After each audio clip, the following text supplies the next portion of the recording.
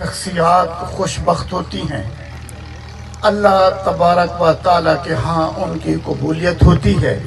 حضرت کی شخصیت چونکہ ایسی تھی کہ قرآن پاک کی جو انہوں نے خدمت کی، حضرت میاں مسعود احمد صاحب دامت برکاتہم، جب بھی میں دین پور گیا ہوں قاری صاحب بھی ساتھ ہوتے ہیں۔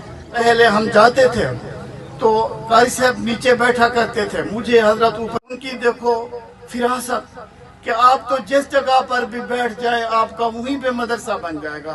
حاضر ہوئے خانقاہ کندیاں شریف، حضرت خواجہ خلیل احمد صاحب کی خدمت میں، قاری صاحب بھی ساتھ تھے۔ جب ہم نے ان کو یہ خوشخبری سنائی کہ حضرت صلح ہو گئی ہے، یقین جانے ہم صرف 3 آدمی تھے، قاری صاحب تھے، میں تھا اور کمرے میں حضرت موجود تھے۔ حضرت چارپائی پر بیٹھے تھے، ہم نیچے تھے، تو حضرت نے تبسم فرمایا اور دعا کے لیے فوراً ہاتھ کھڑے کیے اور تبسم فرماتے ہوئے خوشی سے اظہار فرمایا، اچھا الحمدللہ شرط مکہ، کہ یہ ان کے الفاظ۔ اس کے بعد پھر ہم چلے گئے موسیٰ زئی شریف۔ موسیٰ زئی شریف کی جو خانقاہ ہے ہمارے سلسلہ نقش بندیہ کی بر صغیر کے اندر پھیلانے کا سبب ہوئی ہے۔ تو موجودہ سجادہ نشین ہے، وہ ماشاءاللہ بہت عالم ہے۔ جب تعارف ہوا تو انہوں نے ماشاءاللہ بہت بڑا احترام اور پروٹوکول دیا۔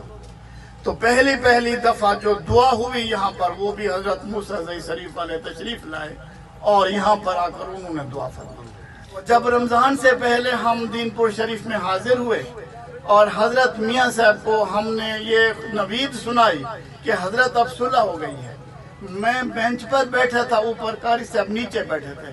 حضرت نے قاری صاحب کو حکم فرمایا کہ آپ نے میرا دل بہت خوش کر دیا، آپ اوپر بیٹھے۔ تو حضرت کو اوپر بٹھایا قاری صاحب کو اور خادم سے فرمایا کہ بھائی جاؤ تم ایک اچھا سا سوٹ لے آؤ، آج قاری صاحب نے مجھے خوش کر دیا ہے، میں قاری صاحب کو سوٹ دیتا ہوں، میرے نام کہ میں اس کو نہیں دوں گا، اور فرمایا قاری صاحب کو آج دوں گا۔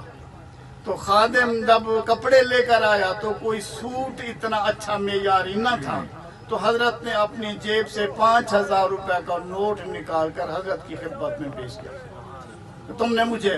اور اس دن حضرت نے فرمایا کہ میں جو پلاٹ لینے کے لیے گیا تھا اور اس وقت میری نیت یہ تھی کہ اگر پلاٹ مل جاتا ہے تو قاری صاحب کو دوں گا کہ تم وہاں مدرسہ بنا۔